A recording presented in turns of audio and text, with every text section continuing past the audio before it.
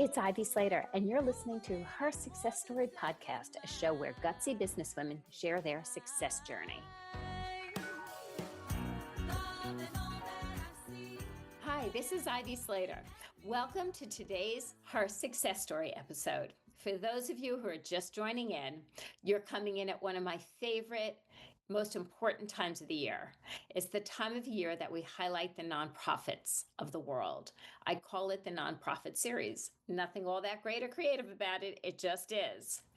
Bottom line is we take the holidays, and during the holidays, we focus on nonprofits. Personally, I just believe the holiday season is a time that you can learn to give as well as receive. And if we all just give a little bit to a lot of little things, in masses, we make a big difference. So I'm challenging the Her Success Story community this year is if you could dig down deep and find maybe $10 for every nonprofit we've highlighted this year. You know what? The ripple effect makes a difference. So today I have an incredible woman. Somebody I'm so impressed and so honored to meet and interview and talk with today. Peg Wright has served as the president and CEO for the Center of Great Expectations since 1998, when she founded it. It assists homeless pregnant women, adolescents in breaking the cycle of homelessness, abuse, and addiction. I can go on and on about the various things that Peg has built through this, including the Institute for CGE, that I'm glad you're going to be sharing a little bit about. But most importantly, Peg, I welcome you. I welcome you for standing for women and helping them at a time in our lives that is just not easy for the women who have navigated and have had everything. So, pregnancy, abuse, addiction are challenges that variety of people go through. What I have to ask you first, welcome to the show, and thanks for joining me on Her Success Story. Thank you so much, Ivy. I'm delighted to be with you today. It's great. Thank you. We did the drive start. 1998 was a long time ago. I had little babies at the time, right? To me, that's a long time ago. I did too. My little baby. Yeah. So, I ended up volunteering at this place, and my mentor was there, and she said, Peg, why don't we, they were housing John and Mary Smith's daughter who was pregnant, and the parents had a problem with it. And she said, this doesn't feel right. Why don't we look to serve homeless women who have substance use disorders or adolescents who are in the system within DIFUS. And I said, I think that's great. Let's do that. So that's how it started. And, the folks that were running that then were not thrilled with that thought. So we just created a new corporation, and we began at that point So where do you begin? And I'm asking this question, not just because I want to understand where you began, of course, but I ask it for so many listeners who might be thinking about, hey, I want to do something. How do I start? Right. I think for me, the greatest gift I've received is knowing what I don't know and being really comfortable asking other people to help me. And that's really how I began, and I think when I rewind the tape and I think about, I knew nothing about the nonprofit sector. I came from the corporate sector. A dear friend of mine is the principal of the largest lobbying firm in New Jersey. I've known him now for 28 years. He helped me get Trenton. I ended up, talking to people in the state about, what are the needs? What kinds of contracts do I need in order to deliver this care? So it was really talking to people and asking questions and getting guidance from people that I trusted. So that's really how it all began. And that's how we began to grow. And so all these years later, and I'm not going to do the math off the top of my head, thank you. Where is the Center for Great Expectations today? Because you've birthed a variety of, right? It's grown. You've birthed your own babies within this. Yes. And I think that the greatest gift in that growth is recognizing that you can treat trauma and substance use at the same time. Now that sounds kind of simple, but I can remember, we partner very closely with Rutgers University. Okay. And, I'm on the board of the Center for Alcohol Studies at Rutgers, for example, and I'm on a research board. And so, we take this really seriously. And if you're just, doing garden variety addiction treatment, which is what we were doing, in the beginning, you're not going to get it done. If you're not understanding what is underlying that substance use, then it's just going to perpetuate. And so we grew the way that we treat substance use along with the programs that we needed in order to make that happen. So, for example, our residential program for adult women is 9 to 12 months. Well, Okay. they came in homeless with substance use and generational cycles of abuse. So where do they go from there? Which is why we established an outpatient program, Okay. and from then we established supportive housing, recognizing that there's so many social determinants of health really that impact a woman's ability to embrace a path of wellness.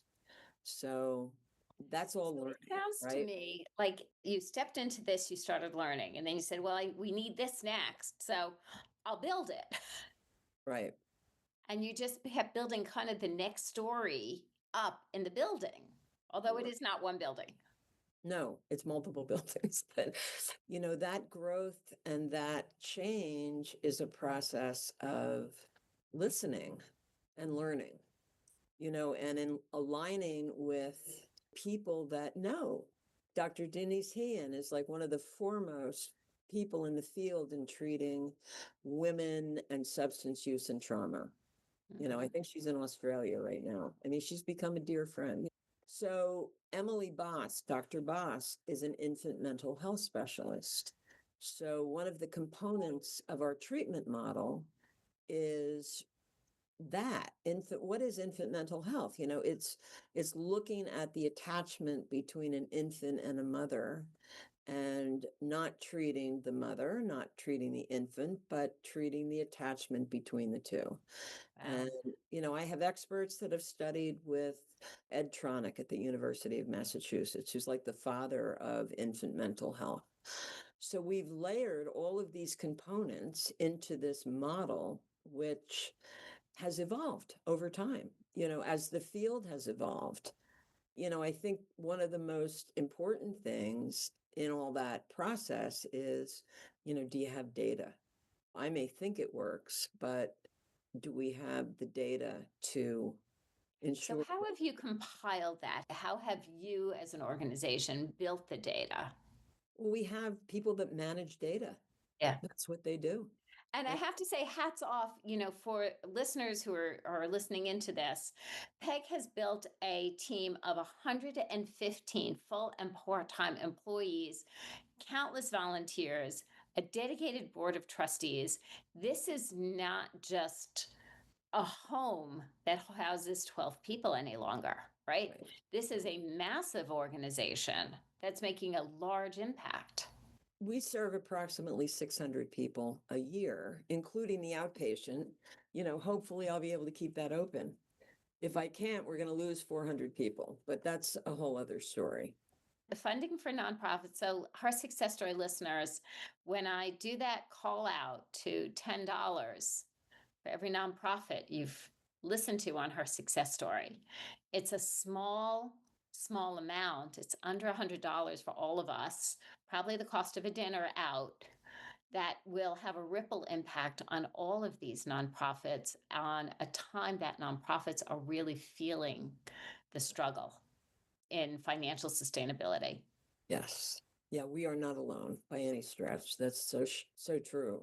It's unprecedented actually right now. Yeah. You came out of selling medical equipment, yes? CAT scanners, right? CAT scanners. Okay, CAT scans. To transition to a CEO, to transition to leading an organization, how Mhm. did you go in to develop yourself? What did you do for yourself in figuring this all out?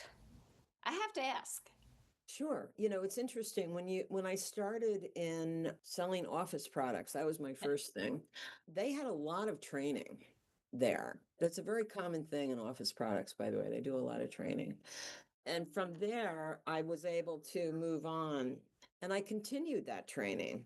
And mentoring is also like a huge thing for me. I think that women before me have done great things, and men, by the way. One of my biggest mentors happens to be the chairman of Johnson and Johnson, Bob Campbell. Wow. I meet him once a quarter for breakfast. I love that. Yep. Again, I depend on my people to really guide me and, give me a sense of whether I'm still on the beam. And sometimes I'm not. I'm a stubborn Irish woman. And so you've really leaned into mentorship. 100%. Yeah.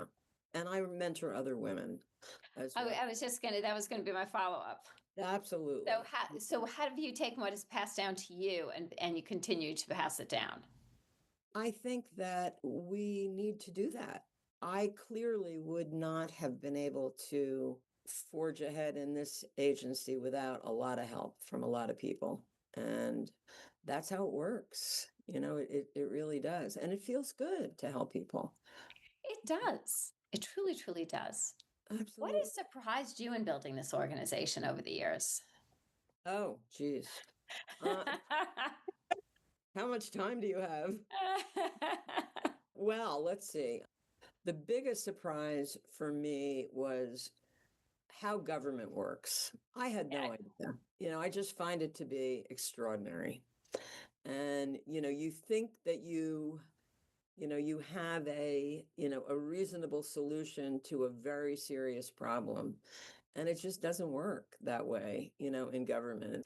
That's not the only thing that's considered. I think that's one of the things. I mean, the other thing is that, social workers are a different breed. And I've had to learn that academics, clinical folks, social workers, they take their birthdays off, for example.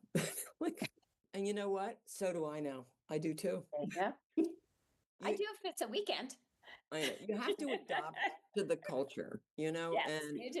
and I think our culture is very affirming. It is very welcoming, and it needs to be because the work is extremely hard.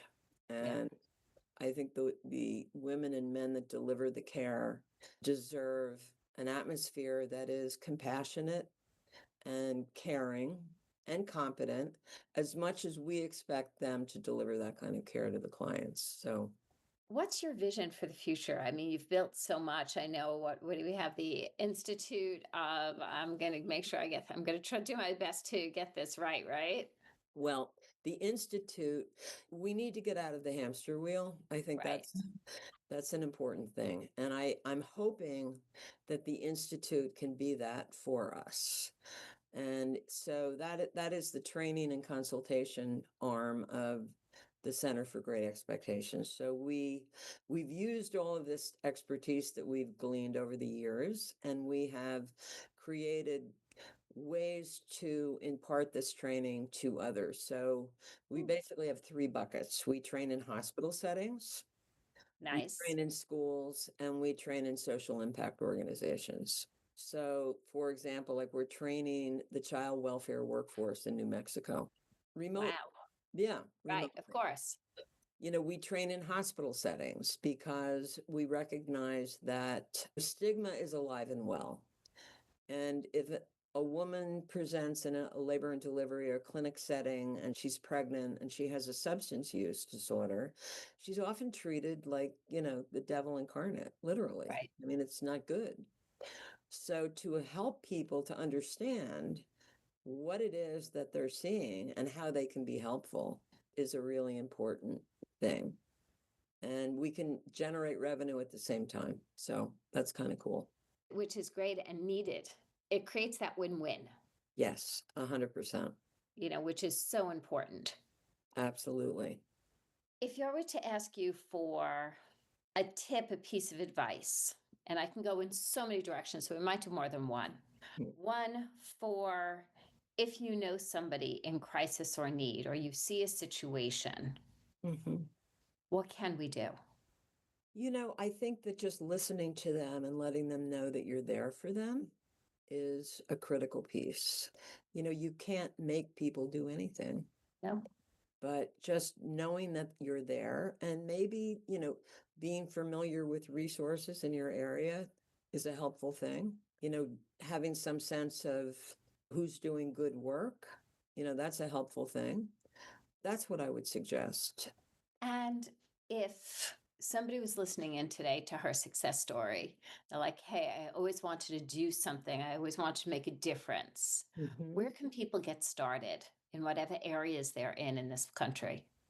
Geez, I think one of the most important things is to try to follow your passion. Where's your heart?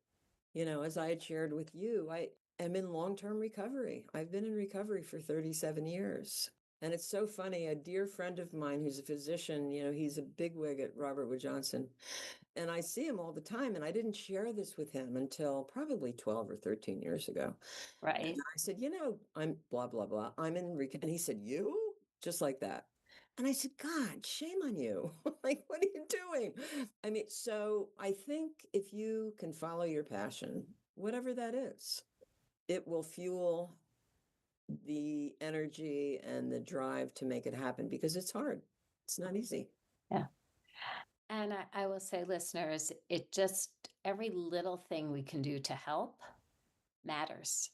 You Definitely. know, if it's showing up to volunteer, if it's packing backpacks for kids, if it's Mhm. feeding, if it's sending, lending a helping hand physically, or sending that little piece of donation in, or yes, and this is not, I usually don't drive for this, but this year nonprofits are feeling it, and us as a community can make a difference.